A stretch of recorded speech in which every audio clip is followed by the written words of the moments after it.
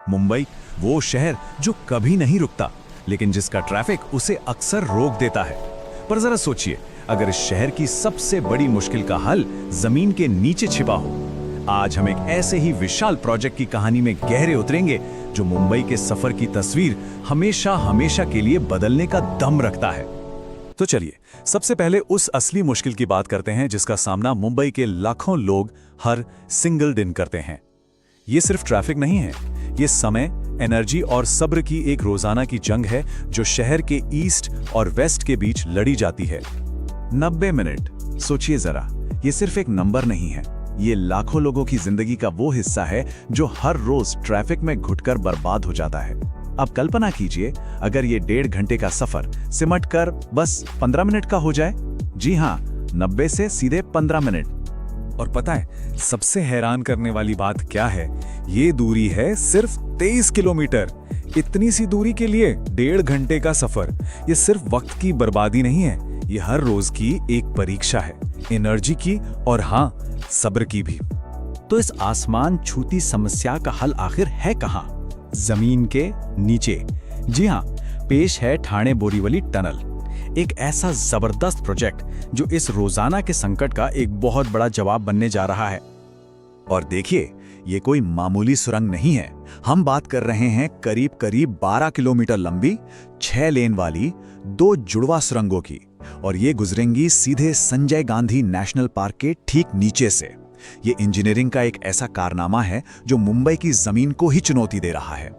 और अगर सब कुछ प्लान के मुताबिक रहा तो 2028 तक ये हकीकत बन सकती है। इस प्रोजेक्ट की विशालता का अंदाजा लगाना है ना, तो बस ये एक बात सुनिए। इसमें जितना स्टील का सरिया इस्तेमाल होगा, उससे पूरी की पूरी पृथ्वी को 2.5 बार लपेटा जा सकता है। ये दिखाता है कि हम कितने बड़े और जटिल निर्माण की बात कर रहे हैं। लेकिन जाहिर सी बात है, जमीन के सैकड़ों फीट नीचे सुरंग बनाना कोई बच्चों का खेल तो है नहीं। ये एक बहुत बड़ी इंजीनियरिंग चुनौती है, जहां इंजीनियर्स का सामना होता है पहाड़ के नीचे छुपे, कह सकते हैं, कुछ दैत्यों से।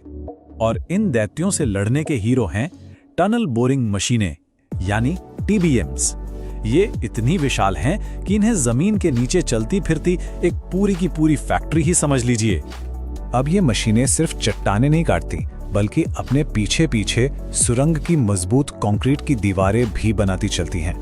इस विशाल काम के लिए 1 या 2 नहीं, पूरी 4 TBMs लगाई जाएंगी। और इनका आकार इतना बड़ा है कि हमारी मेट्रो बनाने वाली TBMs तो इनके सामने आधी भी नहीं है।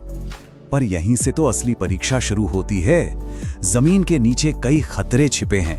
कहीं कमजोर चट्टानें हैं जो मशीन के कटर हेड को जाम कर सकती हैं, जैसा हिमालय के कई प्रोजेक्ट्स में हो चुका है। कहीं पानी का भारी दबाव है जो सुरंग में बाढ़ ला सकता है, या फिर जमीन के धंसने का खतरा, जैसा कोलकाता और चेन्नई में मेट्रो बनाते वक्त देखा गया था।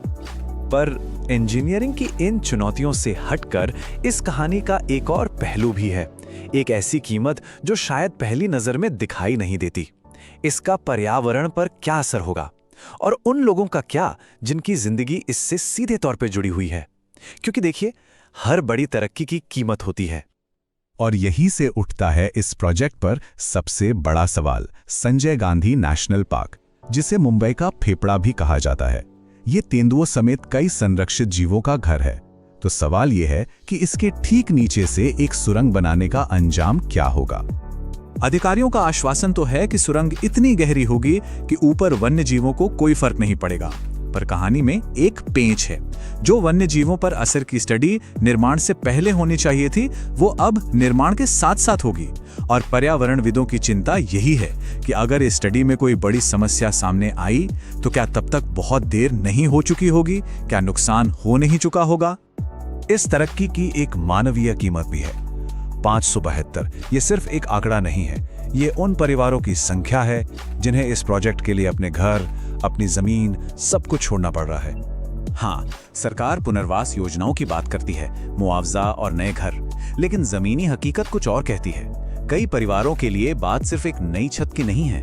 वो अपना मोहल्ला, अपना पड़ोस नहीं छोड़ना चाहते, जहां उनकी पूरी जिंदगी और यादें बसी हैं। तो इन तमाम चुनौतियों और सवालों के बीच आखिर इस सुरंग से हासिल क्या होगा? चलिए अब सिक्के का दूसरा पहलू देखते हैं और जानते हैं कि ये प्रोजेक्ट क्या बड़े फायदे लाने का वादा करता है। तो वादा क्या है? वादा है एक ऐसे शहर का जहां ट्रैफिक जैम कम होने से हवा साफ होगी।